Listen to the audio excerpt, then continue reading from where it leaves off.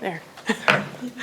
Good evening, everyone. Welcome. This is the School District of Waukesha Regular Board of Education meeting. Tonight is July 10th, 2024. I'd like to call the meeting to order, and we'll begin with the Pledge of Allegiance. I pledge allegiance to the flag of the United States of America and to the republic for which it stands, one nation, under God, indivisible, with liberty and justice for all.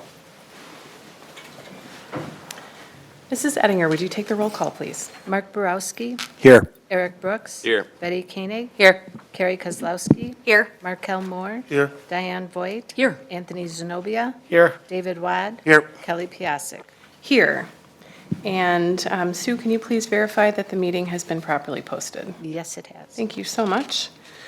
All right, we're going to begin tonight with bright lights. Just when you think there's nothing happening at school, there's apparently a lot happening at school. So we're going to have a great update on summer school tonight. Great, I'm just going to project up here. I'm Mary Garcia Velez. I'm the principal at Banting, but also the district administrator for summer school. So I'm just going to present to you some of the great things that have been happening here. Mary, can you grab your microphone? Can you hit the little button? Just hit the button. Yep, it needs to be green. How about now? Thank you. Okay, so really what I have to show you is a lot of pictures, and I'll give you some numbers of the great things that have been going on. This is happening at our school at Banting. Again, there's 4 elementary schools where summer school is taking place. This is Lori Van Galen and her crazy science class. So I'll show you just this. We're at 40. We need more pressure. We got to build that pressure. 41, 42, 43, 44. Free shot, yeah. Shrink, don't put your head like that. Go way up. 81, 82, 81.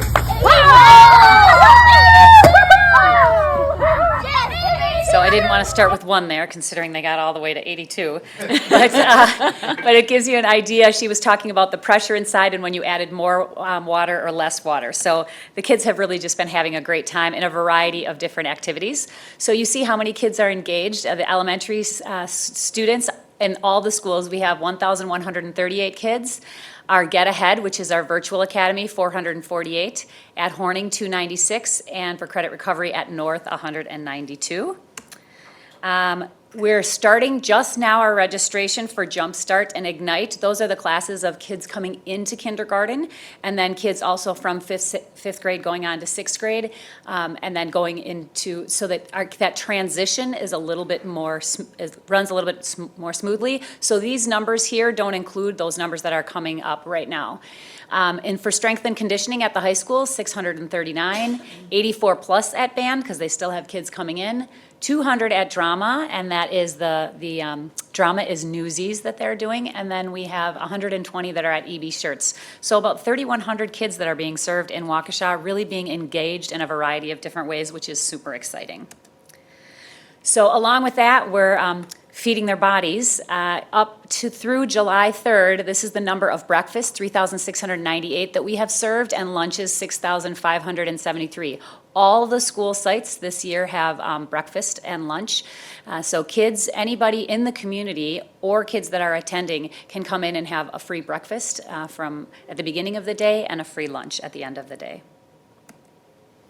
Then this just basically shows you some different things that are going on. We have a variety of different classes at the different schools. This is at elementary school. That looks like they had an Independence Day, Spirit Day, where the kids were wearing red, white, and blue. We did that at our school as well. There's board games, there's writing, kids making the largest tower, piano. These are just some other activities that you can see taking place, and kids are really having a blast. We had some yoga and mindfulness. These kids are with their partners. Class called Project Wild. Most recently, they all were walking around today with gardening plants that they had built there, that they were making birdhouses. This is some more crazy science pictures. And then these are some other classes from different schools. Track and field they were teaching kids how to pass the baton from one to the other. There were cooking classes at a variety of different schools, and definitely a favorite. And then down in the right-hand corner, you see some readiness classes. So we offer readiness classes at the elementary level in both literacy and math, in both English and in Spanish. So teachers will recommend kids attend these schools so that they catch up over the summer. So a lot of great learning that is happening and great fun as well. Some more classes with cooking and some art classes. These are some of the things going on at Horning. Obviously, they have a sewing class. They were making guacamole that day. I kind of really wanted to stay. And some reading classes, and looks like gardening there as well. And then I asked for a North highlight from the principals there, and they said that as of July 1st, they already had 103 credits that had been recovered, and at the end of last year's summer school, they only had 105, so we're definitely going to surpass that this year, which is exciting. Basically, altogether, we're engaging 3,100 kids in a variety of different ways at various different sites, so there's something really out there for everybody. So I don't know if you have questions for me. Mrs. Boyd? I don't have a question, but I had complimented Mary when I came in. There was an extensive article in the Freeman today with some of the pictures that she had submitted, as well as some that were included by Karen Pilarski. And it really explains some of the same numbers that she's talking about. I was just so impressed to see, 3,100 kids engaged, 1,000 more than last summer, from if that article is correct, which I think is amazing to have that kind of opportunities available for kids during the summer. It was serendipitous that the article came out today and then I was presenting tonight. I know. Dr. Siebert connected me with her so that we could make that connection, and then she said, how about if I come out today? That was yesterday, so it was nice that it lined up. But great press, I think, for the district altogether. Mrs. Kozlowski? Thank you. Yes, I highlighted that a little bit with you when you first walked in. I thought what was really great about not only the article, but about a lot of the stuff that you're highlighting is that summer school used to be seen as almost like a punishment, right? Like I need to go to catch up. And the way that summer school is now becoming is a great time to develop education in other ways that necessarily don't happen throughout the school year, but making it fun and showing how the science and the maths and all of this come together in a great amount of energy and fun. This is truly a bright spot, and I thought it was just a great presentation. Thank you. Absolutely, thanks. Anybody else? I will just share, because I've had a front row seat to a Get Ahead experience. And talking to some other students over the holidays, I think kind of to add on what Ms. Kozlowski said, there are a lot of students that are kind of struggling with that. I can either take band, or I can take a language, or I can take this AP track. And so some of the summer credits, like I know the summer gym is a really popular one. Correct. But getting that completed and then being able to take band because it doesn't, wouldn't otherwise fit with their schedule, I think is another way that we're also helping students. And I think that's just been really appealing from what I'm hearing from the students who are participating. Right, it opens up another opportunity for them during the school year. Yeah, so I think just giving access to other academic pathways is another benefit. So, anybody else? Well, thank you for being here tonight and giving us an update, and just for hanging in all summer, too. Absolutely, thanks for letting me share. Thank you. Have a great night.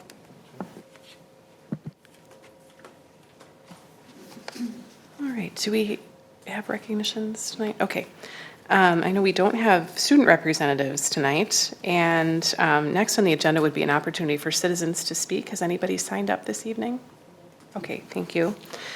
Before we move to minutes approval, I just want to kind of clarify, because this July is a little bit of an unusual month, so just as a reminder to everybody, we didn't have committee meetings in July, so there are some additional things in our regular business that would normally be covered in our committee updates, but you'll see those as regular topics because they didn't go through the committee first. There are also items in the consent agenda that would typically go straight to the consent agenda. So same rules apply, but just so that all of you understand, we're approaching this kind of one at a time, and if you have questions about anything, we can bring that back to the table and talk about that. So just because things are a little bit unusual. Before we jump in then to the minutes approval and other updates, are there any questions about what we've moved to general business tonight? Okay.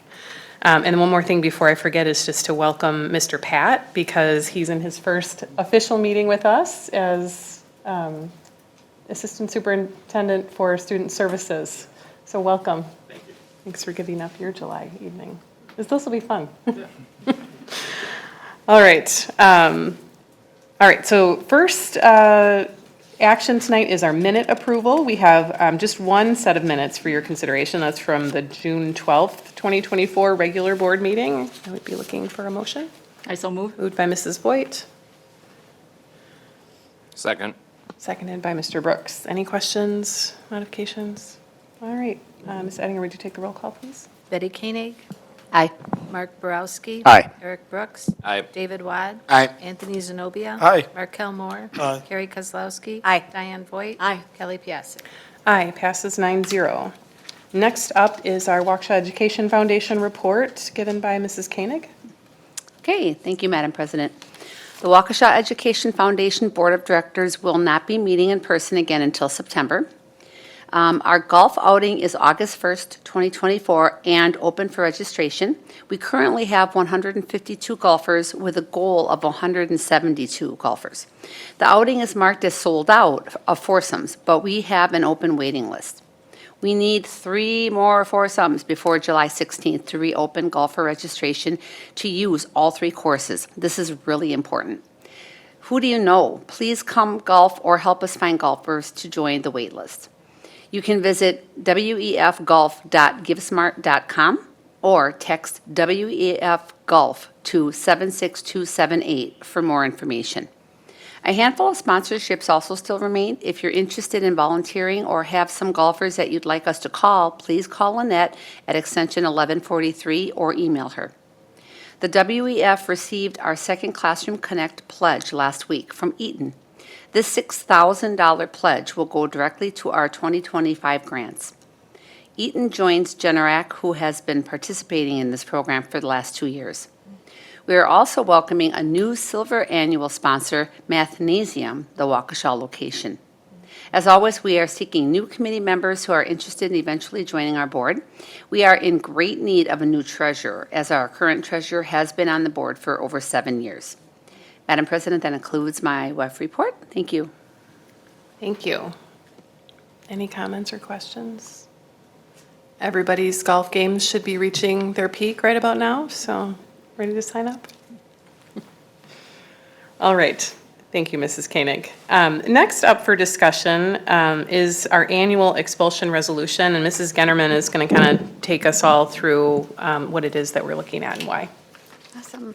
Thank you so much. So like in previous years, this resolution has been brought forward. It's required to be reviewed annually. The idea really is that rather than the full school board coming together when there is an expulsion to consider, that a panel is used. So as part of the state statutes, we're required to review the resolution in order to have a panel versus the full board. As you can see, we've been reviewing it annually, and so I bring that forward tonight for idea for action around that.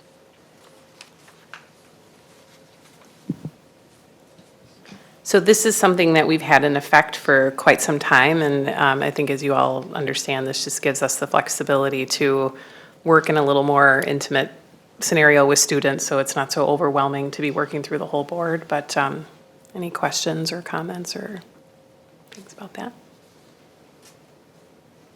I'm not seeing any. Mrs. Voigt? It's been a very effective strategy over the years. It looks like it's dating back all the way to 1997. So I move to approve the annual expulsion resolution. Second. Seconded by Mrs. Kozlowski. All right, Mrs. Ettinger, would you take the roll call, please? Carrie Kozlowski. Aye. David Wad. Aye. Betty Koenig. Aye. Eric Brooks. Aye. Diane Voigt. Aye. Mark Borowski. Aye. Anthony Zenobia. Aye. Markel Moore. Aye. Kelly Piasek. Aye, passes 9-0. The next item on our agenda tonight is approval of our CISA contract for the 2024-2025 school year. Mrs. Gennerman, you want to kick that off for us? Sure. Thank you. Thanks so much. So throughout the state, we have different CISA areas, which is a cooperative agency that we work with. Our local one is CISA 1 that we partner with. throughout their services, they provide alternative education settings for students that have unusual or different needs that possibly can't be met throughout the district. What we do is we generally contract with them, look at our student need, and we do our best estimating and planning for how many seats we would need at each different place. You'll see in the attached information, like a line item that says Turning Point. So that's one place that's different than the new connections. So they're all different locations, but their services offered at a different site through the CISA agency. In here, what we're bringing forward is the projected amount for this coming year. It's a little higher than last year. Last year, we had at the end of the year for all of our students in these services at different settings, we paid $765,000. This year, the anticipated amount is up, and that's for two reasons, and I wanted to share that. The first reason is that we are purchasing 2 additional seats based on student need. This is something that we're always monitoring and evaluating. Are we able to meet the student need within the district? That's always our first choice, but we are in need of purchasing 2 additional seats. In addition, the price is a bit higher, as anticipated to be a bit higher this year, because from CISA, each of the the amount per seat has increased for each of their services or locations of services. And so we've had to factor that and the 2 additional seats into our projections for this year, and that's what brought us to a higher cost more than last year. So that's what we're bringing forward. I can share a little bit more about some of the different programs and what they offer students if you want. Otherwise, this is something we do engage in. Typically, your previous years, we have engaged in it. And always the goal is to return students to our school district as much as possible, but at times we do need additional supports. I think we could begin tonight. I think, as all of you know, Mrs. Voigt is our representative this year on the board to CISA. CISA stands for Cooperative Educational Service Agency, and it really is a co-op. It's a member-related service. So Mrs. Voigt recently attended the annual meeting kickoff for the member districts, and I think she has an update that she's going to share with us tonight. I was able to pick up an annual report, and I learned so much in my first exposure to the whole process. There are actually 45 member districts, and they have a list of all of them spanning 6 counties in southeastern Wisconsin. And they offer 100 different programs and services that cover 24,000 educators and 224,000 students in the area. So there's a lot of good being done. I was very impressed, and I would appreciate if you could share, like, what are the special programming needs that we have identified here? Because I think to realize, why we, need to get outside help to be able to meet some kids' needs, I think that's, would be a good insight.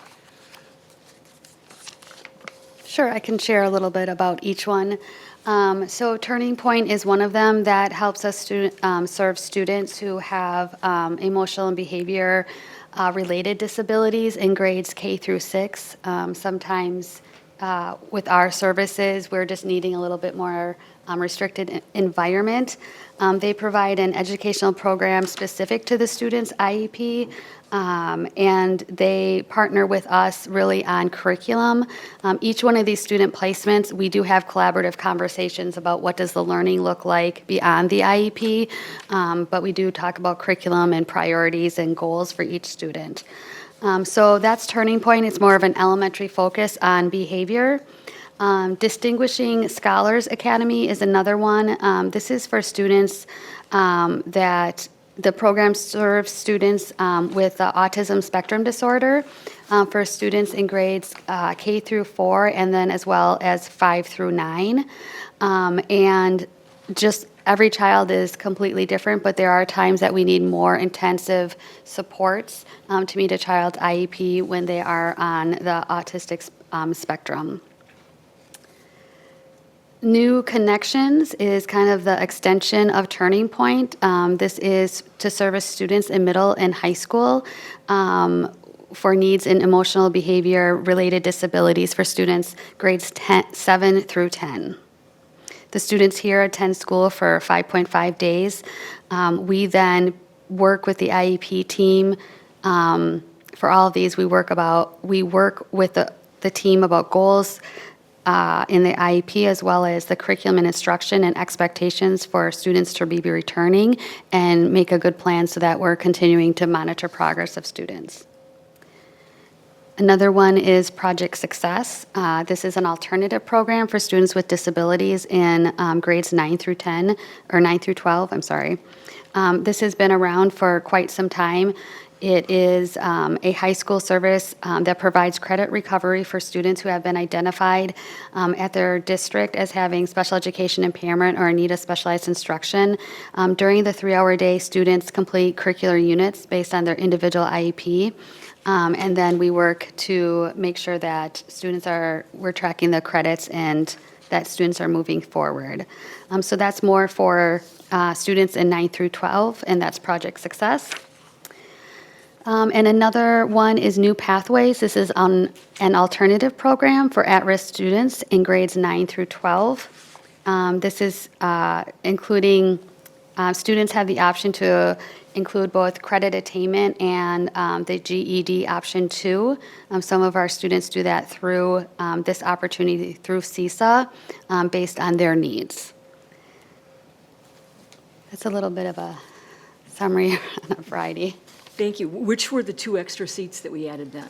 You know, which one of those programs, or which of those programs had the 2 extra seats needs? The new, hang on, let me look my seat. Project Success is 1 additional seat, and then Distinguished Scholars Academy is 1 additional seat.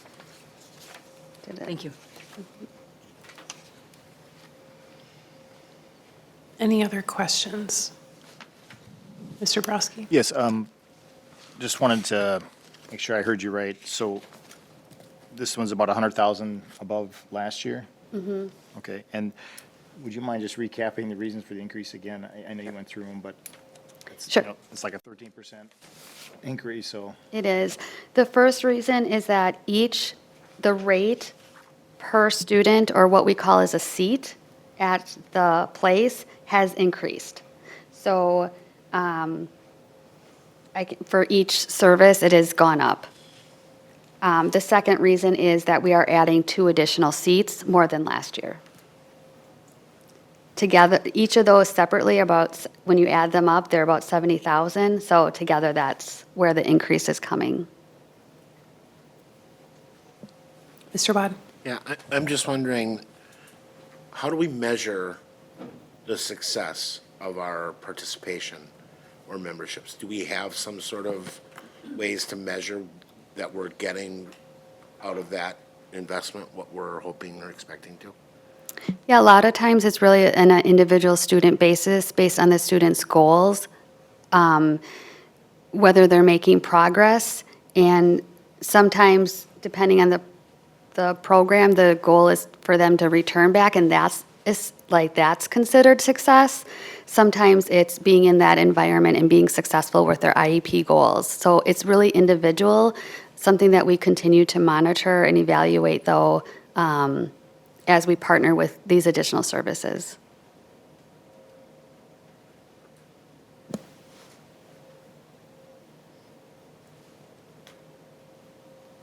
Any other questions?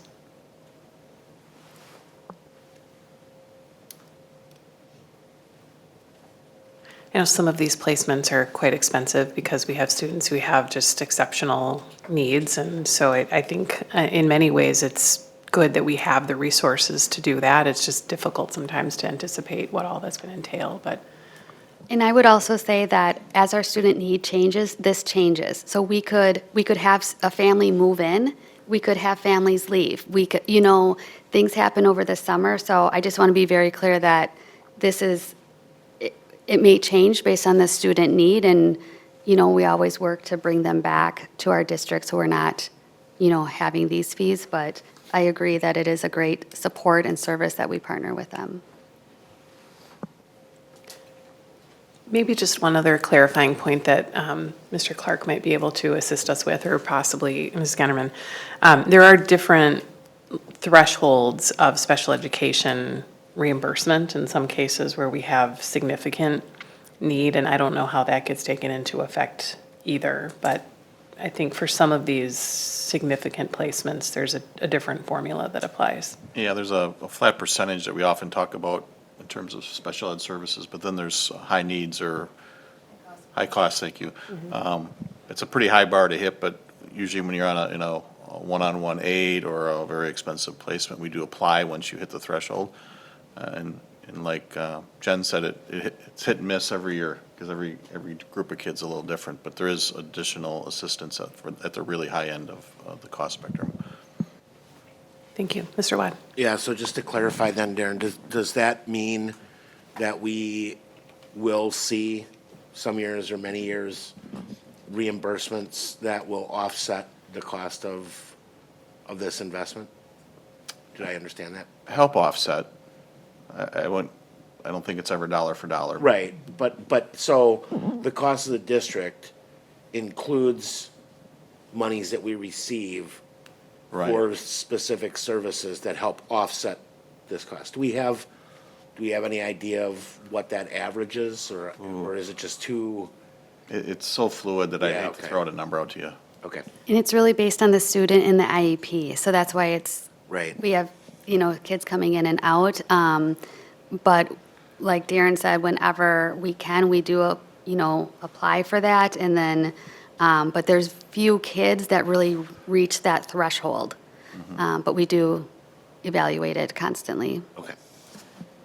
And my understanding, again, is we do operate around that 20 million expenditure for special education, and we recover that, but that's all rolled up in there, right? It's the 30% plus some of those high-cost placements, but the high-cost placements are significantly fewer than the traditional special education, so I think it's all just embedded in there. Yeah. Any other questions? So this is an action item for tonight. We would be looking for a motion to approve. So moved. Thank you. Second.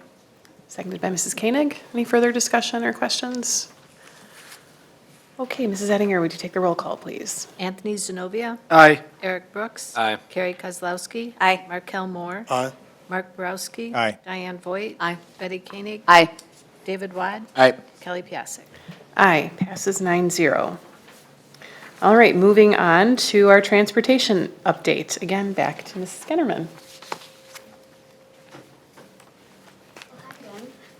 Oops, sorry. Hi again. So I'm excited. Mr. Pat is here tonight, so I'll kick us off with the transportation. But as we move forward, that will be something that he continues to work on. So it's been a joint effort to get us here now, and so we'll just kick us off with what we have to share.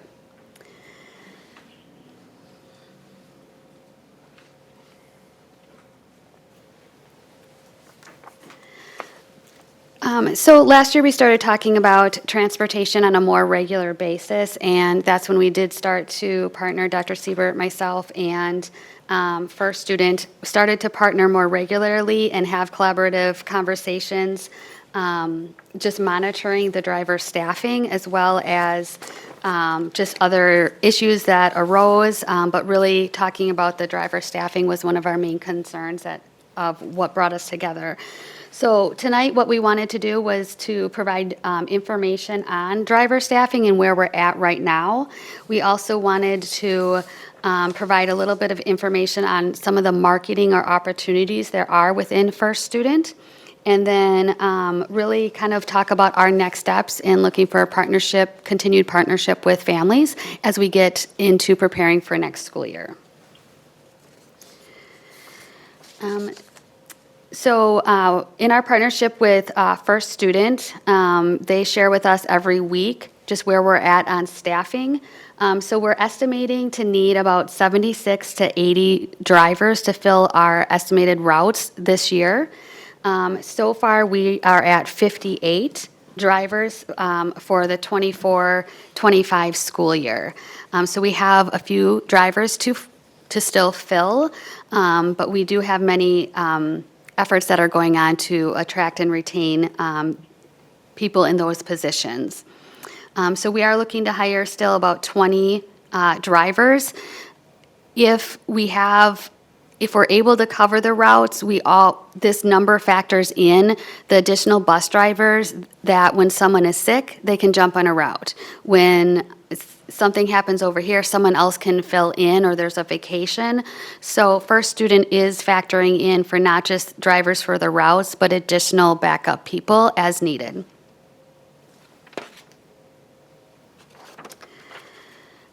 One of the celebrations from First Student is that they've already been hiring drivers, and this summer, in July, they hired 3, which brought us to that total of where we're at already. And since June 1st, there have been 63 applications. And just this last week, 16 more applications received. So that's really positive for them as they work to get the right people in the right positions.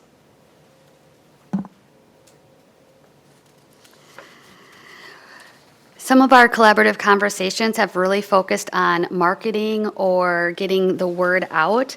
So we wanted to just really share that for First Student, as a driver, the starting wage is $24 an hour. They do offer a sign-on bonus of $4,000. First Student themselves can tell you when you can get that and that sort of thing.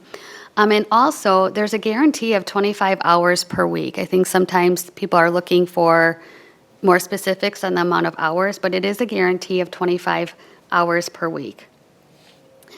On the marketing aspect, we've collaborated with First Student and done a few different things. So you may have seen in the news that we did a ride-along, a news broadcast with First Student, just letting people know we're looking for drivers. So that was done in June. July 11th, and pictured here up in the upper left, is our event that they call Big Bus, No Big Deal. I think sometimes the size of the bus kind of intimidates people. So they have an event that they're putting together for July 1st, talking about the job perks. And then also in August, one of the things that we're planning, and it's August 7th, we are planning to do a hiring event, and what we're doing is we'll be looking as a district for teachers and aides and that sort of thing, but we've invited First Student to come, and so what we're trying to do is attract people that if they'd like to be a bus driver in the morning and then come work with the district as an aide during lunch duty or something, or some combination, that we're looking for people to fill different positions between First Student and the school district, and so maybe there could be a combination of that. So we're trying to be creative with that. One thing that we've been working on is revising our transportation website. This is still, excuse me, a work in progress, but we have, on the next slide, what we'll talk about is some resources here for families, and then our commitment to communication on this website, on our district webpage. So this is a little preview of what it looks like right now. You'll see in the upper right, there's a big button for transportation opt-out. That will be a big part of our next ask. I do have the website linked here, but you can also just go to our website and then go down to transportation as well. So what we're here as part of this update, knowing kind of where we are with the time of the year, as well as where we are with staffing, we have a few asks in seeking a continued parent partnership. So the first one is that we're asking all school district of Waukesha families to stay engaged. What we're looking for in that is that if they are not going to use transportation services, they use that button on the website to complete the transportation opt-out form. That's going to help us to ensure that we're not planning for kids who don't need transportation and allowing us to ensure that we know the correct number of students that are on the bus so that we can do appropriate routing.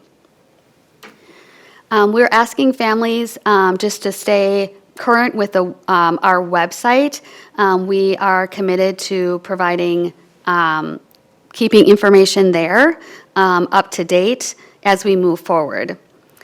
The other piece is that we're asking families to stay engaged. We are committing to sending out communication the week of July 15th, the week of August 5th, and August 12th. These communications will include staffing updates on busing, and these will go to all families, because until we have everyone who's opted out, we know that, we want to make sure that we're getting to every parent. And then after that, what we'll start to do is communication just to the transportation families only. So that's our first part of just continued request part of partnerships with the families, looking at those three things. We are also wanting to encourage families to have alternative transportation plans for the beginning of the school year. We are at a good number right now, and in years past, we didn't always have enough drivers at this point. Last year, it just didn't work out, and we needed, other times it had worked out. So just to be on the safe side and be proactive, we're asking families to at least have conversations or thoughts of an alternative transportation plan for the beginning of the year, just in case. The third thing that we want to share is that when a family is new to the district, they would need to enroll by August 16th to be assured that they would be on a bus route for the very first day of school. Oftentimes, we're very customer service driven, and if someone comes in, we want to get them on a bus route. But because of the routing is so tricky and where we're at with staffing, we can promise that everyone who's registered by August 16th, and these again are just new families, that they will be on a route for the first day of school. Anyone after August 16th, of course, we are going to get them on a route. It just might not be day 1. It might be day 3 or day 7. Those are the 3 big areas that we're looking for continued parent partnership as we approach this next school year, and just trying to be proactive as much as possible and share as much communication and information with families as much as possible. Thank you. What questions or comments? Mr. Wad? Yes. Thanks for the update. I think it's no secret we got caught off guard last year. And we struggled to communicate effectively with our community, and I really like the plan that you've laid out here. I think it's clear, and it's going to be on a regular cadence, and I think that will be very beneficial if we find ourselves in a similar situation to what we did last year. So appreciate all the work on that. I also like the looks of the website, and having that data transparent to our community. I did have a few questions, if I could. First of all, how many drivers did we have at the end of last year? What was the number? Do we remember?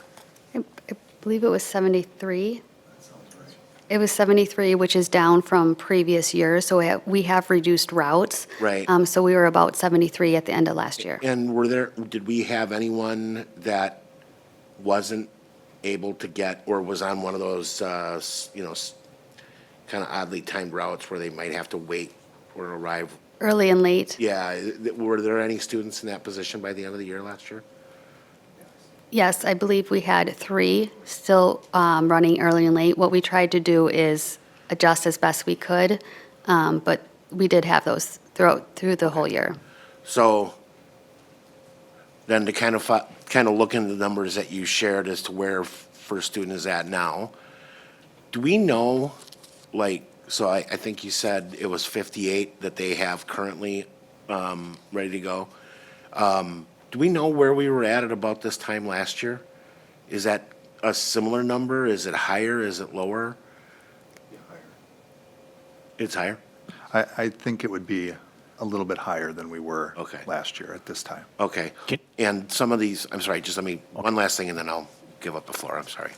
And so, just looking at some of the stuff that we're doing now to try to help them find additional drivers, Were any of those things going on last year? Like, did they participate in that job fair last year? Yes. So I'm just wondering if there's anything new that we're doing to try to bolster the interest in those positions between now and the start of the year.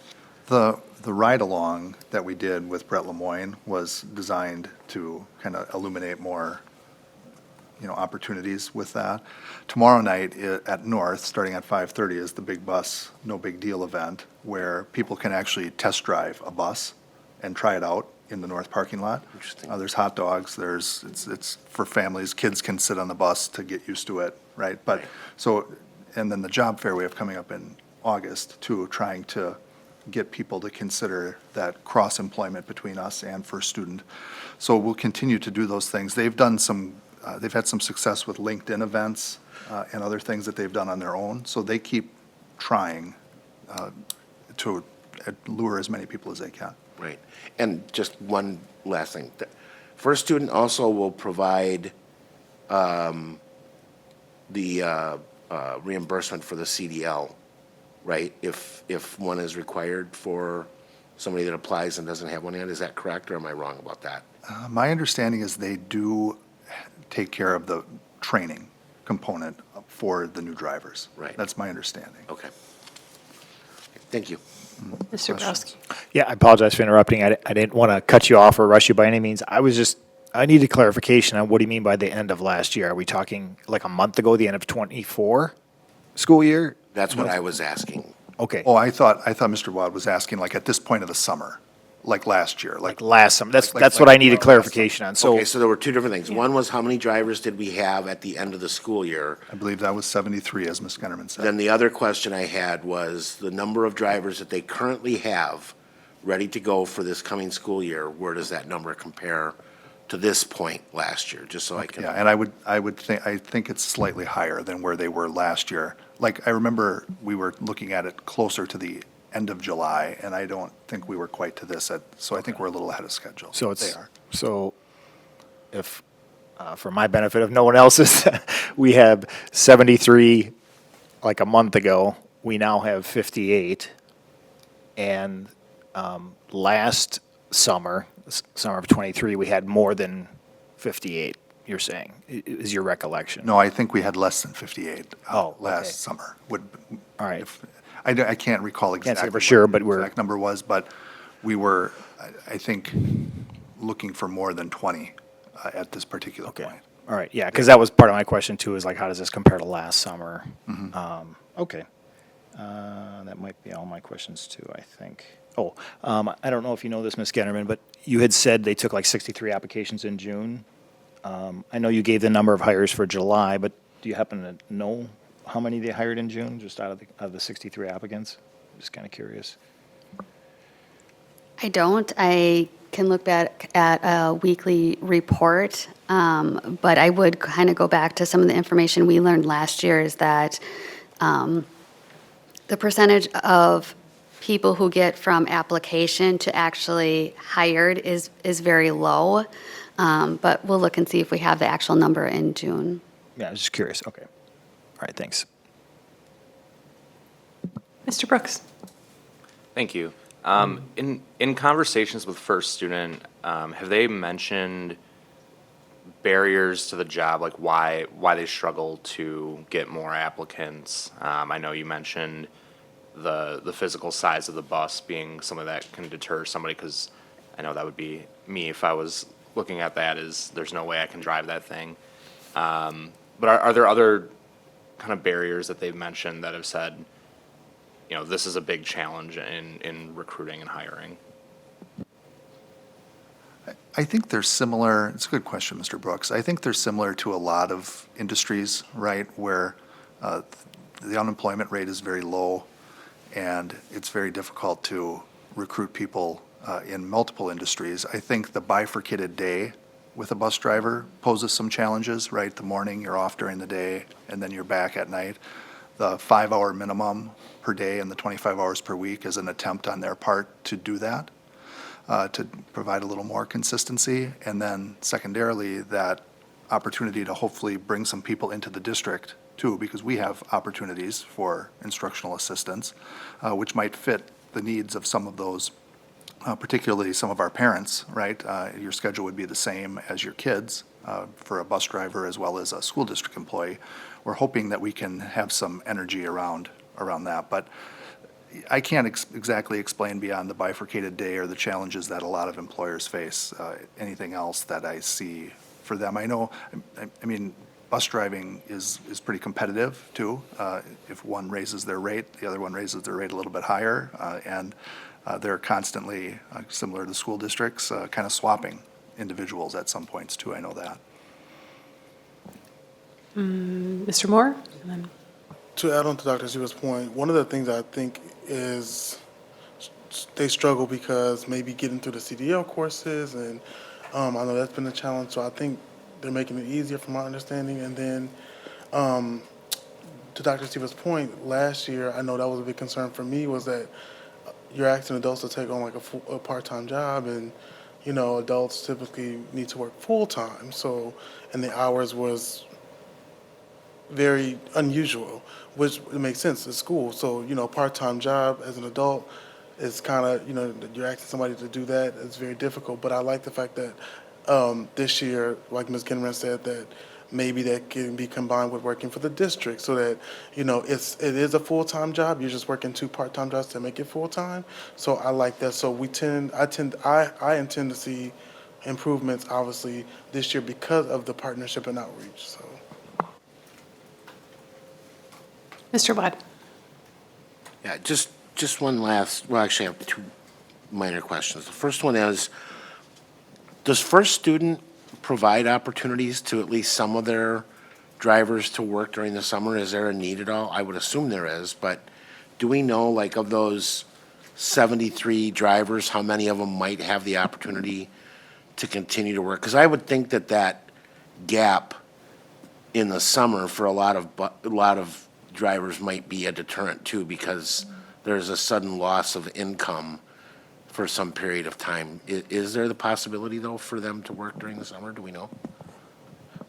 I think there's some, but I don't know if it's a deterrent or one of the reasons it's good to be a bus driver to have summers off. Yeah. Yeah, so my guess is it's probably neutral, but I know when Jim and I went down and met with the drivers and had lunch and all of that, the RNC had secured a lot of services to move people. So I think there's a lot of charter, but is it enough to keep every one of their drivers going every day? I would say no, but there is some opportunity for them. And then just one last thing around the opt-out. So if a family opts out, I assume we have a process for them to opt back in if their family situation changes. Would we expect we could get them back on a route relatively quickly, kind of like you talked about with new families that may miss that August 16th deadline? Absolutely. They would just have to call the transportation and enrollment office and just say things have changed, and then we'll work with First Student. Oftentimes, there's a bus stop already nearby. It's just when families opt out, it helps us with counting the students on the bus, so then we'll look at capacity. But anytime a family qualifies for transportation, if they opt out and things change, they just call the transportation office. We can get them squared away. Great, thank you. And I have a quick follow-up on that. I think I know the answer, but just to clarify, and especially if for any families that are listening to our conversation, if they can opt out of just morning or afternoon also, it's not just a full opt-out, or are you giving that option? 'Cause I know there's a lot of families, especially middle schoolers, who drive to, but then have the bus take home. Please pause as I look. Okay. Regardless, I think that would be an important option, because I think that's pretty typical for our middle schoolers, or not typical, but I think that happens probably more often than not. I know in high school, we give families the option of, you know, do you need morning, evening, whatever, and, Yeah, Mr. Browski? I'm guessing that would have had it been a recent change to opt out of just morning or afternoon. I'm trying to think back just a few years ago when my kids were in a district. I just remember the card, and you're either in or out, I think, but, There's a process for high school students in particular that asks about morning and evening Okay. Yeah, just transportation. So, yeah. not remembering, that's- okay. That's pretty effective, yeah. Mr. Pratt? So according to the form that's on the website, you can opt out of AM or PM, so you do have the choice. Excellent. Great. All right, any other questions? This is obviously just an informational update, but thank you. I think it's reassuring for all of us to just know that we're paying attention to the details and have some strategies going forward, so thank you. All right, we are moving on in the agenda. The next item is a request for approval of the recommended candidate for the position of Assistant Principal of Horning Middle School. Mrs. Seedy. Hi, good evening. So Iris Sevilla is being recommended for the position of Assistant Principal at Horning Middle School. Mrs. Sevilla is a bilingual professional who believes in high expectations for all. She strives to create a positive school culture through communication of expectations to all stakeholders. She believes in collaboration and transparency to assist all staff in their professional development to increase student achievement. She has experience working with data, breaking down subgroups to target instruction to increase student achievement. And she understands that middle school can be challenging for students and works to make sure that they're engaged in learning and in co-curricular activities to feel a sense of belonging. Mrs. Sevilla is currently the assistant principal at West Dallas Central. Prior to that assignment, she was an ESL teacher leader and student support teacher here in Waukesha at West High School, also filling in for many other areas when we needed her. She has also been an instructor at UW-Whitewater. She's taught AP Spanish at Carmen High School and has taught middle school science. She received her administrative leadership degree from Alverno, a master's degree in bilingual bicultural education from DePaul University in Chicago, and her BA in secondary education from Marquette University. A confidential memo and resume were provided in board docs. Thank you. Are there any questions?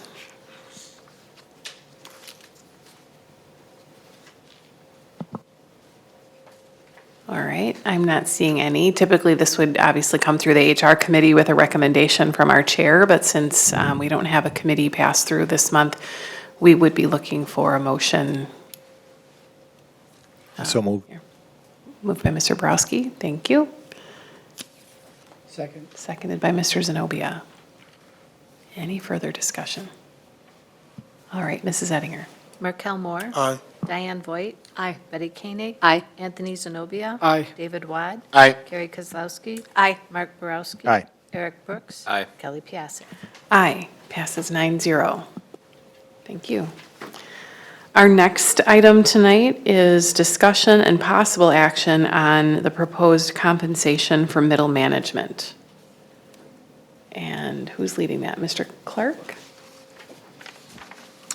Yeah, the proposal before you tonight is the wage adjustment for mid-management for the 24-25 school year, and reflects a 3.25% increase in the salary scale, and supplemental for those employees that are eligible for that. These adjustments have been included into the 24-25 budget development process, and we're recommending approval. So, Mr. Clark, if I understand correctly, the recommendation, or the amount that applies to the whole schedule is just shifting the whole schedule. But the total increase takes into consideration how the individuals are actually moving through the schedule? Is that correct? Based on the snapshot of staff we took back in March, yes. Okay, thank you. Any questions about that? I'm surprised. Anybody? Mr. Borowski? Yes, I was just curious if you could address or let us know the total impact on the budget for that, for what you're recommending? The increase would be, again, based on the snapshot, and you just hired a new person tonight, so the snapshot this isn't our budget. Our budget is the actual staff who are here come August, so just keep that in mind. But it'd be a $200,000 increase, or $199,000 and some odd change. Okay.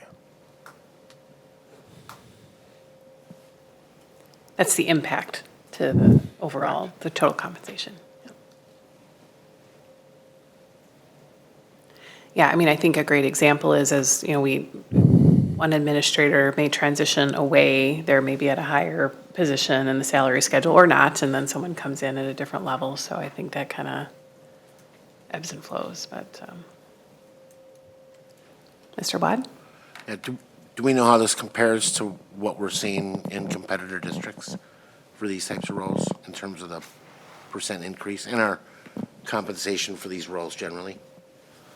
I was just talking with Sharon, we get surveys on a regular basis, and I would say administrative adjustments have been running on average about 4%, I would say, for the last several years.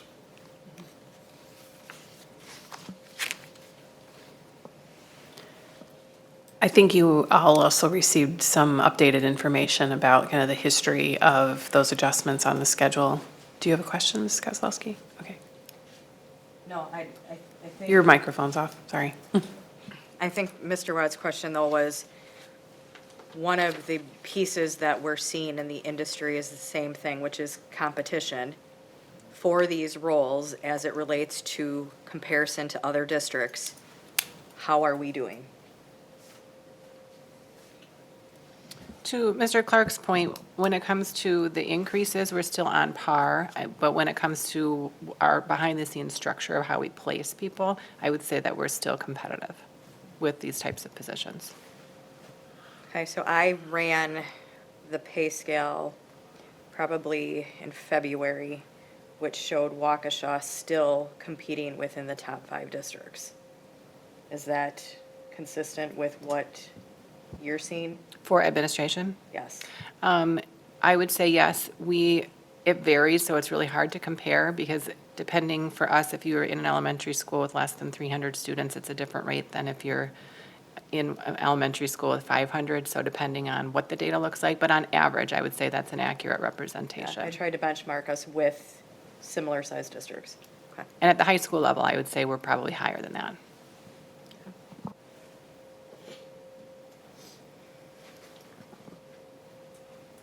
Anything else? I mean, I know pay increases are something that are part of the annual budgeting process, so we have to kind of anticipate that these schedules will shift. Obviously, one of the things that I'm always out of the corner of my eye, you know, that the per pupil increase that we're looking at is unfortunately on a percentage basis less than the compensation increases that we have to look at, and that just requires some trade-offs and some reconsideration about how we make it all work. But I think there's just no perfect solution here, so we obviously want to be competitive. Mrs. Kozlowski. Okay. I move to approve the compensation for middle management as recommended. Thank you. Second. Seconded by Mr. Wad. Any further discussion or questions? Okay, Mrs. Ettinger, would you take the roll call, please? Diane Voigt. Aye. Betty Koenig. Aye. Mark Borowski. Aye. Carrie Kozlowski. Aye. Eric Brooks. Aye. David Wide. Aye. Markel Moore. Aye. Anthony Zenobia. Aye. Kelly Piasek. Aye, passes 9-0. Thank you, everyone. All right. Let's see, where are we here?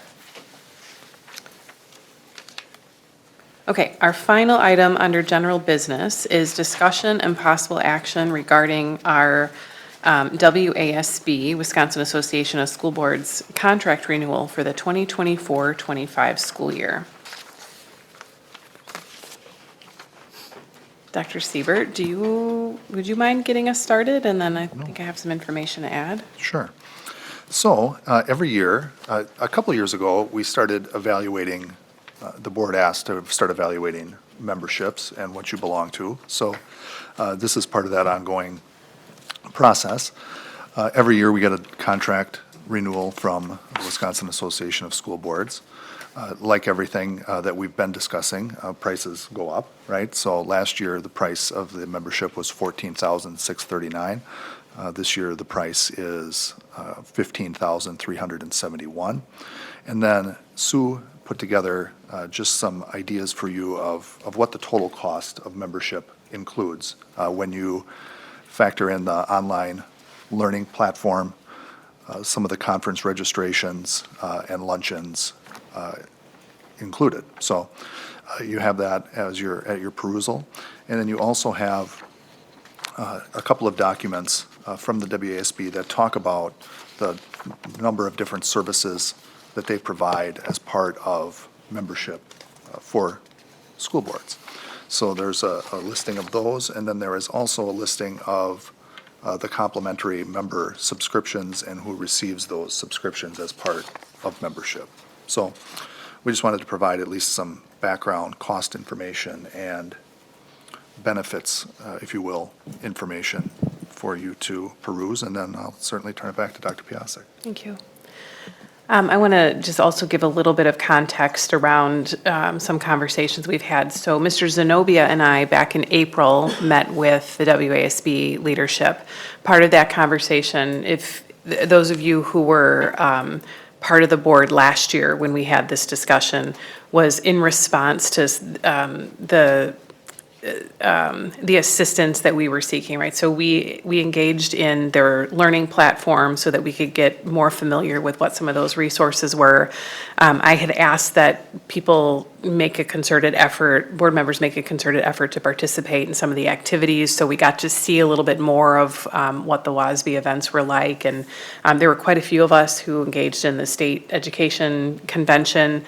So Mr. Zenobia and I met with Ben Niehaus, who's the membership director, and Dan Rossmiller, who's the executive director for WASB.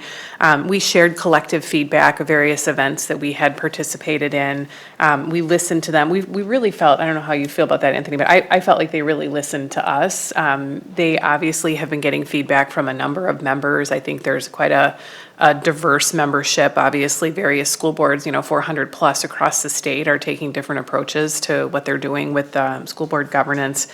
I did again this week met with Mr. Niehaus and Mr. Rossmiller just to again connect on what all of the offerings are and make sure that I was providing you with all of the most up-to-date information. So as Dr. Siebert said, there were a couple pieces that were placed on your desk tonight that they asked me to pass along to you. So one of those you'll see is the member services via the WASB website. It's actually a 3-page document. It talks about all of the things that they actually have included. So included in that, lots of online events, services and resources, obviously the advocacy and government relations. Some of us a couple years ago participated in the Day at the Capitol, obviously the state convention, regional meetings. I think most of you know that Brett Hyde, who's part of the Muskego School Board, is our region representative. And we've learned a little bit more about the resolutions process, so policy services, and then you guys can kind of read that list for yourself. But the other one that I think is also useful, the member subscriptions and the things that you actually may receive in the mail or via your email. Dr. Siebert and I get quite a few pieces along with our, I know Mr. Wad and Mrs. Ettinger actually gets some election schedule related updates from WASB that I think are pretty useful. And then various things depending on the role or responsibility of the individual. So I think the other thing, like Dr. Siebert mentioned, is we did participate in quite a few activities last year. The cost of those activities as an add-on to our membership was somewhere around about $5,000 or $6,000 in addition to the membership. So I think we're at a point now where we need to contemplate the overall value proposition of the services that we're receiving and the events that we're participating in, because obviously I don't feel like I have the authority to just make this decision without engaging the whole board.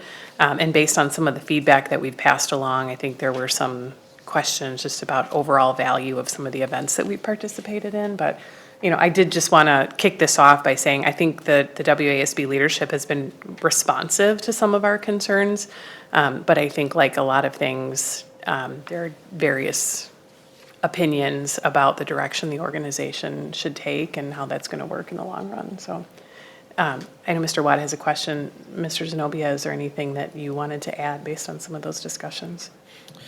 Well, we had, as you mentioned, a few discussions with the leadership there, and, they have been excellent, I think, as individuals supporting not only our school board, but obviously many throughout the state. I mean, the conversation was great. There was, as I recall, a lot of discussion about, what WASB has become over the years and how they represent school districts. And how some of that has now begun to change as school boards have begun to change. And so we, I think, went through some of those concerns. My personal opinion, having been the WASB rep for my first year on the board and then last year was, while there are a lot of great services that are provided, it's difficult to always agree with the vision that school boards come to address. For instance, when they have the delegate convention and they come and they talk about issues that largely are the same issues that are always of concern, which is increasing budgets and following the guidance of administrations and teachers and what have you, which is part of the job that we do. However, I've never seen a great distinction between helping school board members operate in their capacity and having a difference of opinion than what is currently going on in any given district. And so I've always kind of struggled with that a little bit. Having been the WASB rep twice and just kind of seeing how this organization as a whole uses its dollars to, move school boards and lobby in certain directions. And so that conflict versus the resources that they provide, which I think are great. I mean, I, like all of you, get the emails and the publications, and there is a lot of material that is very helpful. So I think there's a balancing act between those things and then what is really the thrust and the push of WASB year to year. What are they accomplishing? So I early on was vocal in saying that I didn't see the need for WASB. Personally, I don't think that's changed for me a ton. But getting to know the people that are there, people like Dan Rossmiller, they've been, again, very supportive, very helpful, very receptive to all the feedback that we've given them. So it's a tough decision, I think, so. Mr. Watt, did you? Okay. Mr. Brooks? Thanks. Yeah, I think Mr. Zenobia hit a lot of it on the head. So I have the kind of unique position of working with WASB in a professional role working in Madison. And I know prior to me joining the school board, we made the decision to remove ourselves from the Southeast Wisconsin School Board Alliance. And I think that was the right decision because they had a lot of repetitive duties with WASB. And in my experience working in Madison, WASB was the more active of the two. I echo what Mr. Zenobia said, that I think their leadership, Mr. Rossmiller, and some of the others there, very professional, very easy to work with and talk to, at least in a cordial manner. They're willing to listen, and I have a great deal of respect for them. And working in the Capitol, I've seen a little bit of a shift in how they operate, to Mr. Zenobia's point, because we've started to see a shift in how school districts and school boards are composed. Ultimately, they're only going to be as effective as their membership makeup is. And it's a membership organization. If their membership is pushing them in one direction, that's typically where they're going to end up going, because they have to be responsive to their members. The ultimate question, though, is how much are we actually getting out of them? How much are we actually taking advantage of all the services? And is it enough to justify spending, membership dues on an organization that may sometimes support policies or oppose policies that are in contradiction to our district? And I agree with Mr. Zenobia. I think it's a tough call. Right now, I don't see another alternative to WASB, and their greatest value is their voice in the Capitol advocating for policy. I haven't seen an alternative to them right now that does that as effectively as they do. But sometimes it's in favor of policies that might not be what folks in Waukesha are hoping to see.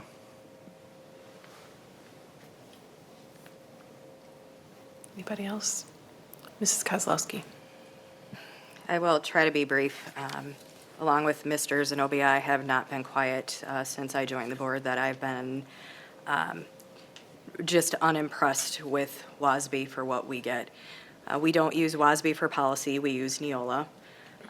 I've attended the state convention the last 2 years, and this last year I actually did speak with Ben Niehaus at a request when I took a survey on how the actual convention went, and spent about 45 minutes on the phone with him addressing significant concerns and an absolute miss of the audience that is attending these, looking to get guidance and support on so many things that are facing school boards today. And the reality is school boards since the pandemic have flipped. There's been a significant shift in the focus. There's a lot of attention on all angles and different sides of this. And WASB, in my perspective, has failed to meet us at the table to address it. And I understand, Dr. Piasek's point that you've got 400+ districts in the state, and you're trying to be this balance and this voice and do certain things for all of them. But when it comes to what the school district of Waukesha needs, if I have a need in a policy, I'm using Neola. If I have a legal issue, I'm reaching out to my lawyers. The conventions and the meetings that I have attended, and I've attended a few of them in different places, have been poor. And if I take a look at the cost, and last month we did have several community members that raised concerns about how much we are spending on board education, which is a critical event for this board to get adequate training and learning and knowledge. But I don't see WASB as the source that is strong enough to support us at the boot level on the ground that we need with the issues that we're facing.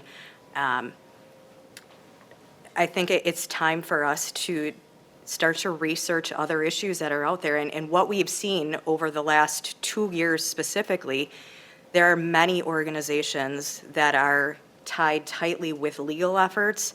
They are tied tightly with board education and concerns that are facing. And there's a lot of things like that are going on right now that most boards are facing, that we're getting a better support and leadership than what I am getting from WASB. And it shouldn't be that I have to reach out to them and say specifically, I'm asking to pay these dues and what you're offering to provide me to guide me at my level as to what this district, we're the 7th largest in the state. We have a lot going on, and I think they're very disconnected from what we need. That's it. Mr. Watt. Yeah. First of all, a quick question for Dr. Siebert. I seem to recall in our conversation around this last year that you indicated there are services that superintendents and administrators get from WASB in addition to the support boards get. Am I recalling that correctly, or am I thinking of a different organization? No, you're recalling it correctly. So as one example, they do have legal services that we at times can access. Some of the questions we've had on like the policy on the clerk and that other one that we have been talking through as bringing to the policy committee, I've worked through them because it's at no cost. Right. Sue has used them for election-related materials, questions. Anything else you want to mention on that? They always have their booklet every year. They send all the clerks or the election clerks of the school district that gives timelines of when things have to be done, what paperwork has to be submitted, and if we have questions, they're pretty easy to reach, unlike the Wisconsin Elections Commission is very Sure. difficult to deal with. So I'd say those are the two standouts that come to mind. So to follow up on that, and both or either of you can answer. When they are providing those kinds of services to us, do they offer a unique perspective or specialization that we can't get through other resources already at our disposal in the district? So I know you said, for example, like from a legal perspective, right? You might reach out to them on something that I guess we wouldn't want to reach out to our district council for, or they have what, more unique or specialized experience in answering? Sometimes, yeah, it's solely Mr. Wad because it's no cost, right? If it's something I think that's a little more simple in terms of maybe just some language clarity, it's just the cost differential. Could I reach out to our legal counsel? Certainly. Yeah. And could we find that election information somewhere else? Most likely, yes. Is there any specific programming geared towards superintendents or administrators that WASB offers that you couldn't get elsewhere through some other resource, or? No. I mean, I attend some, Mrs. Kozlowski mentioned, like the fall regional meetings. I tend to go to those with the board members that like to go. They're good networking opportunities, but there certainly are other networking opportunities for superintendents. And yeah, I can't think of anything that would be severely lacking. Okay, thank you. So in light of that, I'll be honest, I'm kind of ambivalent on this. I see things of value, right? Are they worth $20,000 a year? Well, that's ultimately in the eye of the beholder, right? Those that attend the conferences or the trainings, whether or not they agree with some of the perspectives provided. I've attended some training. Some of it was okay. Some of it, I didn't really learn a whole lot. I think you could say that about a lot of professional organizations that provide those kinds of conferences, so I don't know that that's unique to WASB. The thing that I continue to struggle with, though, and it's been alluded to by a couple of different speakers tonight, is we are providing an organization our taxpayers' money, and we cannot reliably say that they advocate for our district. Maybe in cases they do, and perhaps Mr. Brooks could, share some of what he's seen them come in and speak to that might be things. I think they were supporters of Act 20, which I think we were pleased with generally, but there's a lot of times we see things or we pass resolutions asking for their advocacy people, lobbyists, to advocate for that we are, as a board, I think, largely opposed to. And that's where I struggle the most. I wish they would provide some sort of a membership option where you could leverage the services, the educational stuff, whether it's the conferences or even, the websites or some of the other subscriptions they provide, and be able to have those funds stay within that realm and not pay an additional fee for the advocacy and lobbying. And I don't even know that this is necessarily WASB's fault either. I mean, it's a product of, we have 400-plus districts with, I would guess, probably a pretty even split on most issues, at least the controversial ones that WASB gets involved in. And I don't know how they possibly can serve all those masters. And so the second that they maybe start representing us better, they're going to have districts perhaps in Madison or Eau Claire that will be just as frustrated. So I don't know how they solve that problem for us, and that's ultimately why, at the end of the day, I would be fine if we stayed in it because I think there is value, but I'm not going to lead a charge to stay in because, like I said, there are district funds that are going to fund lobbying that are, I think, in direct contradiction to the wishes of the majority of our residents that pay the taxes. I would like to just briefly respond to your comment too, because I did speak with them about the possibility of an alternative membership, something more on the, business or professional level. But the bylaws for WASB kind of define what membership looks like. And so that is, the only variation is a full member. So we can obviously opt out of some of those activities, but there's no difference in our membership. Mrs. Koenig?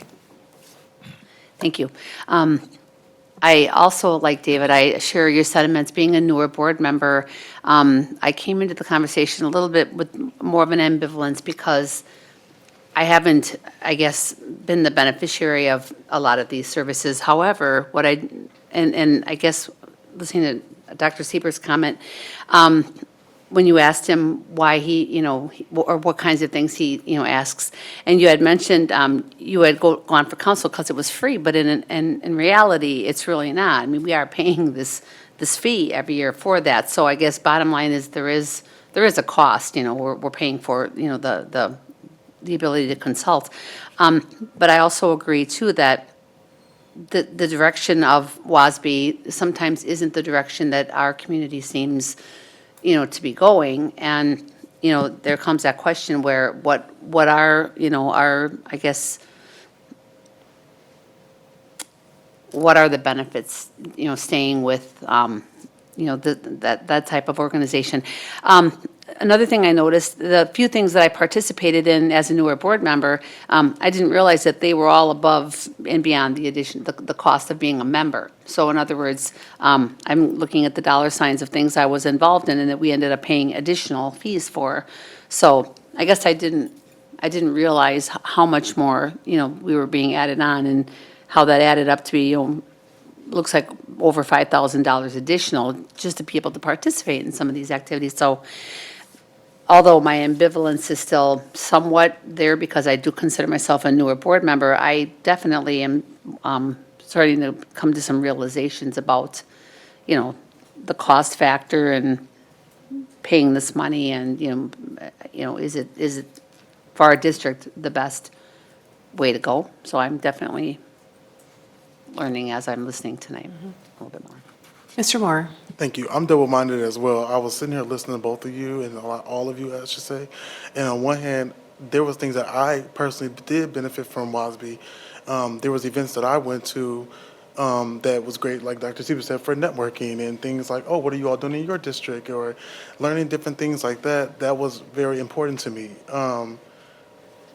Even the day at the Capitol, I remember Board President Piasek went and Vice President, Board Member Anthony Zobia went. That was a great experience to kind of sit down with assistant, to their senators or representatives and talk about our issues and things like that. That was insightful. I noticed again with Ms. Koenig, Board Member Koenig, what she said was, again, some of the things I looked at like, oh, I participated, and I didn't know that we paid an additional fees for that. So I was like, okay. And on the other hand, I do agree with Mr. Brooks and Mr. Zenobia's sentiments about the policy, some of the things that we may not agree with. So on one hand, I was like, I was thinking the same thing Mr. Watt was thinking, like, can we just a la carte it? Like, can we just, pay for some things? And on the other hand, we can't. So it's like, what is the alternative? If we can't find the other resources to support us, what are the other what are the alternatives there? We have a majority of things like Ms. Kozlowski said. I agree with her. I'm just asking that question too. So I'm like Ms. Koenig or Mr. Watt. I'm feeling the same way both of them are feeling right now as well. Thank you. Mr. Browski? Just have one question and a brief comment. I think I know the answer to this, but not sure. So if we are not members, if we vote to not be members of WASB, can we still attend any of their events at a non-member rate? All right, so we can't. So that it's just closed off to non-members. Correct. Okay, all right. I guess to coattail some of what Mr. Moore mentioned, the day at the Capitol. I went to that a couple of summers ago. It had some limited value, I'll say. I think one of the main things we could do was, meet with representatives or at least meet with their staff. I think one reason it was effective to a degree was just because of how well the district was prepared, and Dr. Siebert and Dr. Piasek, and, that how we packaged and presented our district and our needs in that two-page handout that we do every year, I think is excellent. So I think one of the reasons it was beneficial was because we were prepared and we could tell our story. The downside was, it's done in the afternoon, excuse me, when all the representatives are in legislative session, so we're meeting with their staff and not them. And as I think we all know, as part of the policy committee, and really it's open to all board members, we can now meet with, we're inviting them to our district, our representatives.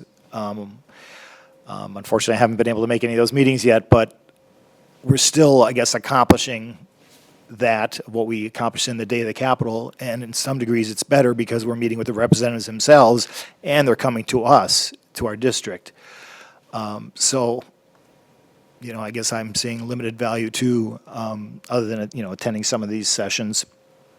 But, the day at the Capitol part, we're developing those relationships, and we're able to meet with them personally, year after year. So, for what it's worth, I just wanted to mention that. So just looking back at some of the things that we participated in this past year, I know, I think like many of you, there's this, fear of missing out on opportunities because we're not members. We are a board of 9. We participated in 6 things last year. The largest participation was the state convention. We had 5 people in attendance for that. I don't know that anybody was there for the full duration of the meeting. Really, the number of times we've engaged in the activities for a board of 9 members is pretty small. And the cost of those activities above and beyond our regular membership, I think, is significant, especially the state convention. So just kind of reflecting on that, the other thing that we did last year as a result of this conversation was we purchased the online learning platform. And I touched base with a few of you, but our use of that, I mean, I've spent quite a bit of time going through the content and the modules. I think there's some valuable information there, but I'm not aware that anyone has found that particularly valuable or that people have really spent the time with that, just because I think the need for that information really depends on what the issue is that we're working on, right, or the time in the calendar year. So I'm not making a case one way or the other, just pointing out that I know there's this concern that we might miss out on events or activities, but I think the number of events and activities that we're actually participating in is relatively low, and I think there's been this question about the absolute value of those things and ultimately what it's worth. But I certainly wouldn't want to be in a position where we're taking something from our administrative team that they're relying on in terms of useful resources.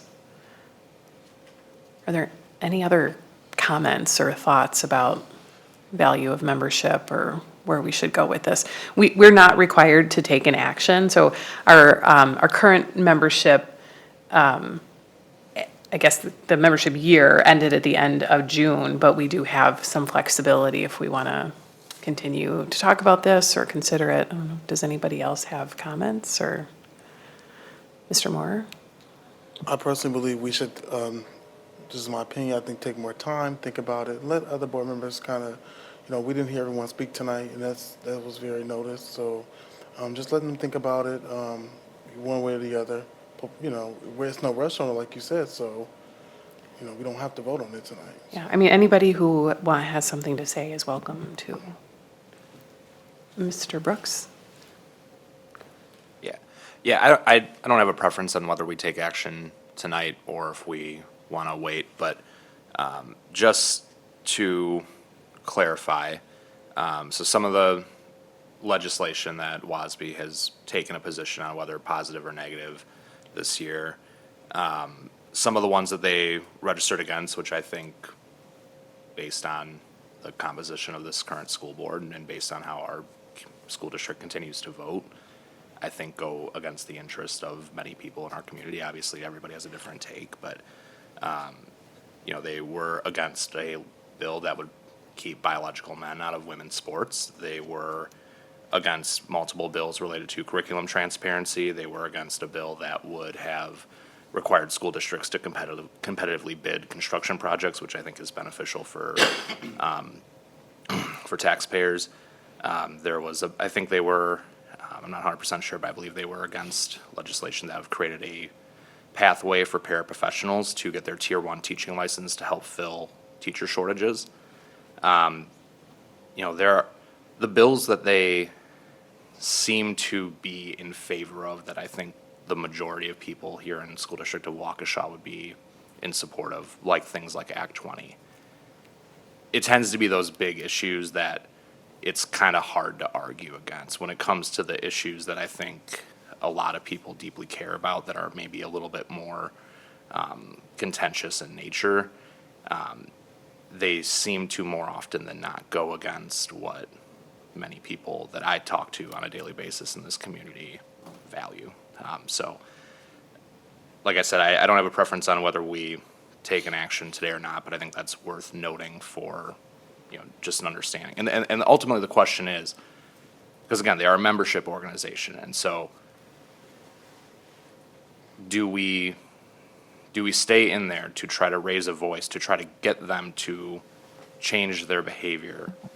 And if by leaving, do we risk that we're taking away a significant voice, being the 7th largest school district in the state? Are we taking away a significant voice that can kind of continue to try to nudge them in a direction that we want them to go in? But there's also the question of whether or not there's anything that we can, is our voice actually making that impact, and do we see that? If we renew our membership dues, is that going to change anything? I mean, I think that's kind of the fundamental issue that I'm grappling with right now.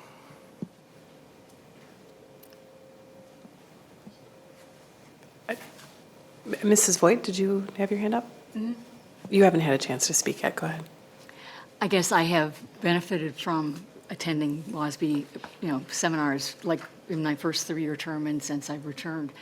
I thought, especially as a brand-new board member, there was a lot of value to finding out about, what we do as a board member and what our expectations are as far as open records and a variety of things like that.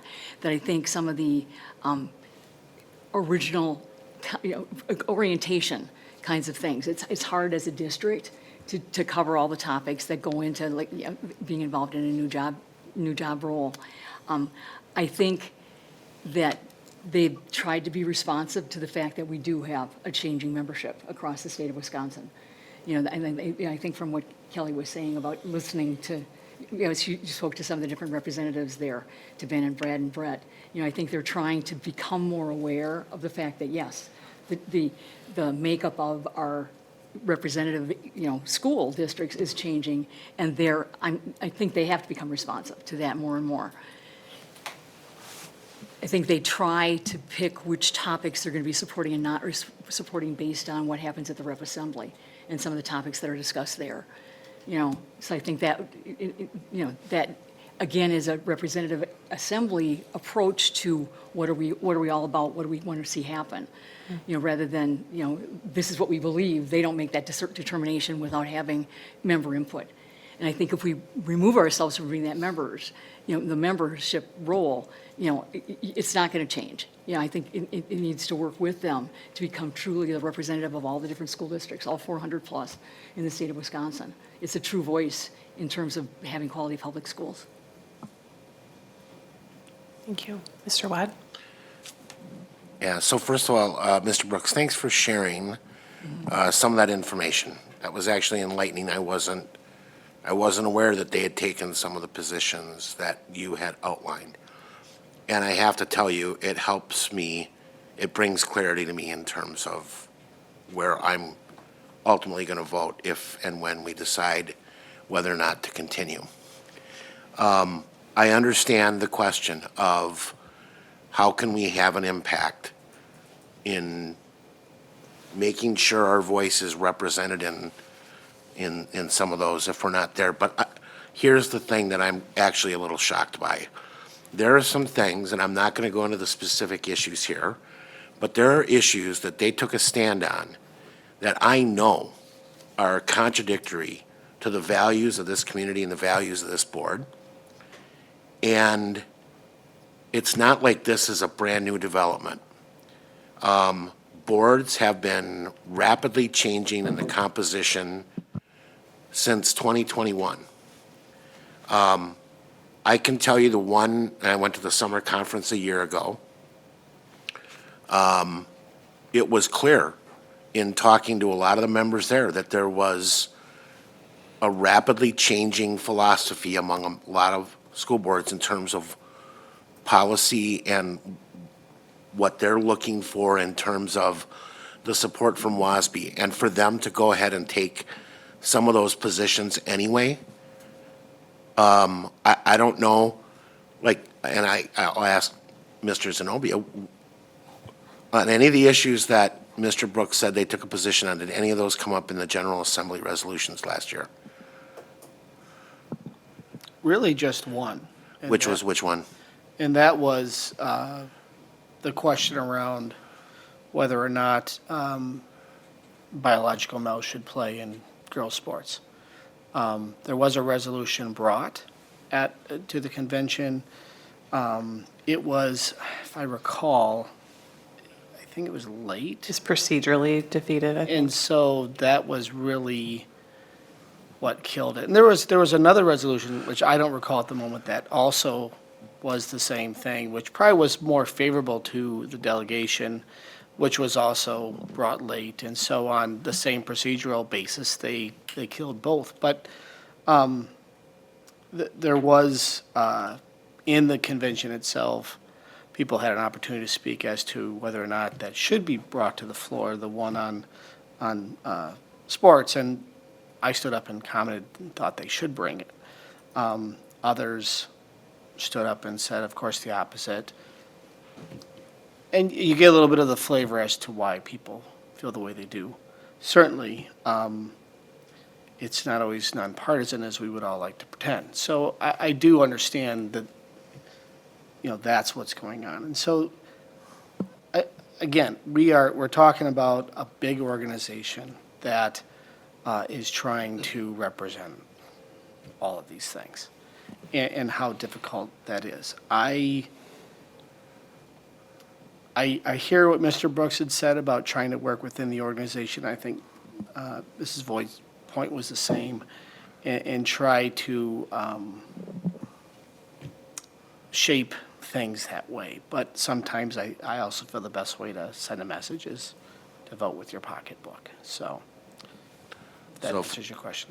Yeah, so if I could just kind of conclude then and wrap up, because I think you answered the question I wanted. I don't know that they had a mandate on many of those things, and if they didn't understand before they went in and started lobbying for those things that they were going to be alienating a significant portion of their membership when they did it, then that would also suggest that there are other issues that we may not be able to fix being a member or not, which is they don't have a clear understanding of who their members are, despite all the time that some of our leadership on this board had spent with them trying to help them. So that only kind of strengthens my position. I may not be quite as ambivalent as I was before the discussion started. I know Mr. Borowski wants to speak. I want to quickly just respond to that because I did have that conversation with Dan and Ben. So I think in many cases, they take a position against things like unfunded mandates. And so there's kind of a broad position that if this looks or smells like something that generally speaking we don't support, we just don't support it. I think maybe one of the observations that I've had in that context, though, is that I think the understanding of what school boards are maybe has changed a little bit in the last few years, right? Are school boards the district, or are school boards the representatives of the constituents that are kind of, setting the policy and the guidelines for the district? So I think when they kind of become one and the same, there's that question of, does this policy maybe unfairly or, in an unintended way affect public school systems as a whole? And is that ultimately the position of the school board members, right? Because there's different approaches, and there's approaches you can take to policy that may be in the best interest of the constituents and the families that are engaging in the system that might not necessarily, be the sustaining principle of the system. So I know it's not coming out right, but I think that's their position has been, if it kind of fits this criteria, we're not going to support it. But I think those are things that some of our constituents would have liked to see move forward, and some of those, potential mandatory things, they might not be financially advantageous to districts, but they might actually be, from a policy perspective, advantageous to students. Mr. Browski. Yes, just one comment, and I'll try to move this to conclusion. So I think we've heard from everybody tonight. We've heard from the majority of our board members more than once. We've heard from Dr. Siebert. Keep in mind, this would be a one-year decision. This is not a permanent decision. So that being said, I would move that we do not renew the WASB contract for 24-25. Second. Okay. Would there be any further discussion? Okay, Mrs. Ettinger, we could take the roll call. Mark Point of Borowski. order, I just want to. I'm sorry. Yeah, I just want to make sure I know what an aye vote versus a nay vote means. So the motion is not to renew, So a is vote, to discontinue. so a vote of aye says we do not renew our, okay. Yeah, that's correct. Thank you for that clarification. Yes, and clarification. aye means that you support not renewing. Yeah. Mark Borowski. Aye. Anthony Zenobia. Aye. Markel Moore. Aye. David Wad. Aye. Carrie Kozlowski. Aye. Eric Brooks. Aye. Diane Voigt. No. Betty Koenig. Aye. Kelly Piasek. Aye. Passes 8-1. All right, thanks, everyone. I know this was a difficult decision. All right, so lots of general business tonight, but we are now at our consent agenda. So there are no public gifts to report for this evening. We do have a couple of categories for approval, however, and as mentioned, anything could be pulled from the consent agenda. There are no expulsions, and there are no policies in the consent agenda this evening. So we're really looking at some finance and personnel things. Would anyone wish to have anything set aside for further discussion? Okay, Mr. Borowski, would you present the consent agenda, please? Yes, thank you, Mrs. President. So we have 8 resignations and 1 leave request and 35 new or modified contracts for approval this evening. Information was provided in your packet, and a revised document was placed at your desk. I move that the consent agenda be approved as revised. Second. Seconded by Mrs. Kozlowski. Any questions? All right, Mrs. Ettinger, would you take the roll call, please? David Wad. Aye. Markel Moore. Aye. Diane Voigt. Aye. Mark Borowski. Aye. Betty Koenig. Aye. Anthony Zenobia. Aye. Eric Brooks. Aye.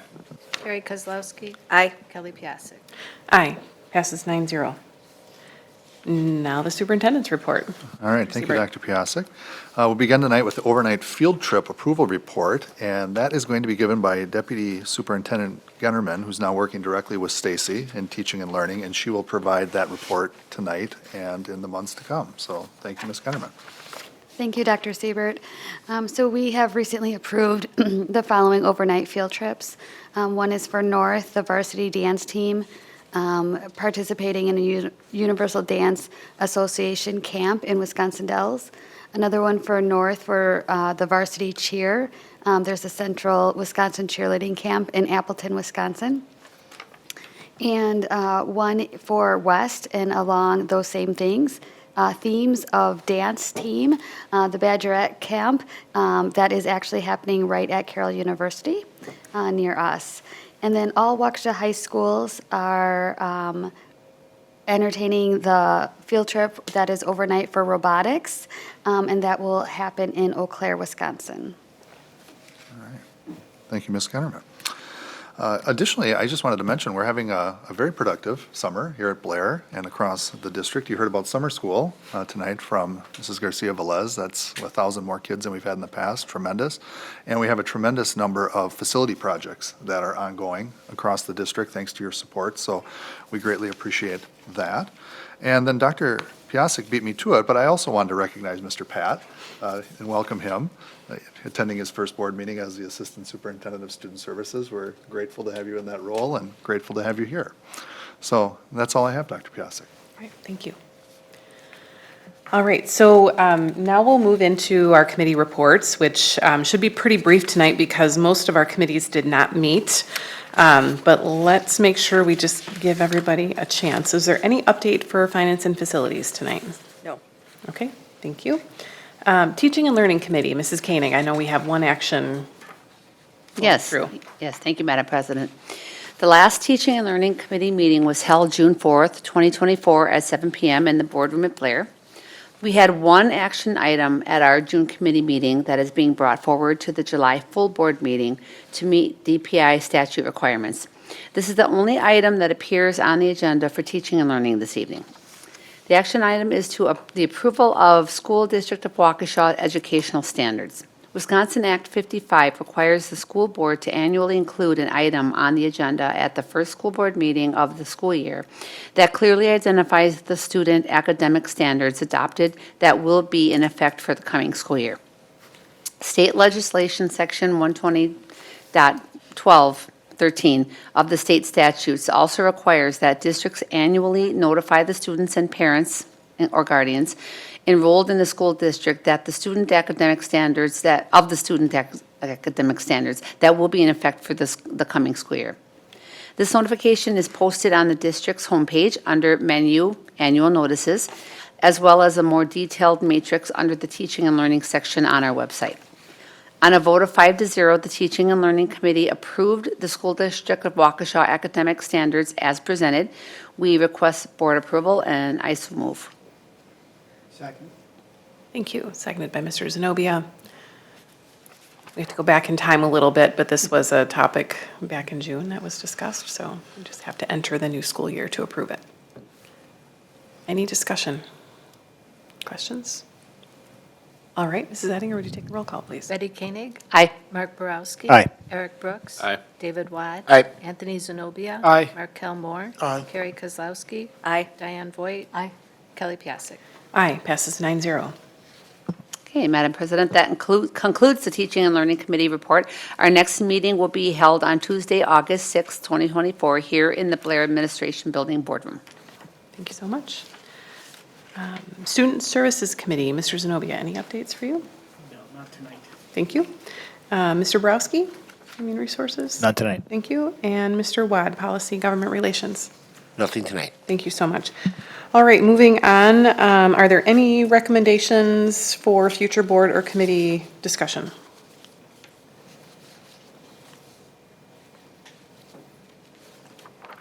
Seeing none. We do have a board work session following tonight's meeting. So the purpose of this work session is to discuss long-range budget planning and an update on our key performance indicators. We don't need active motion to adjourn to that, correct? I don't think so. Yeah, okay. All right. Well, I should always have this ahead of time. Our next board meeting is the second Wednesday in August, is August 14th at 6:30 PM here in the boardroom. And that adjourns our meeting for tonight. Thank you.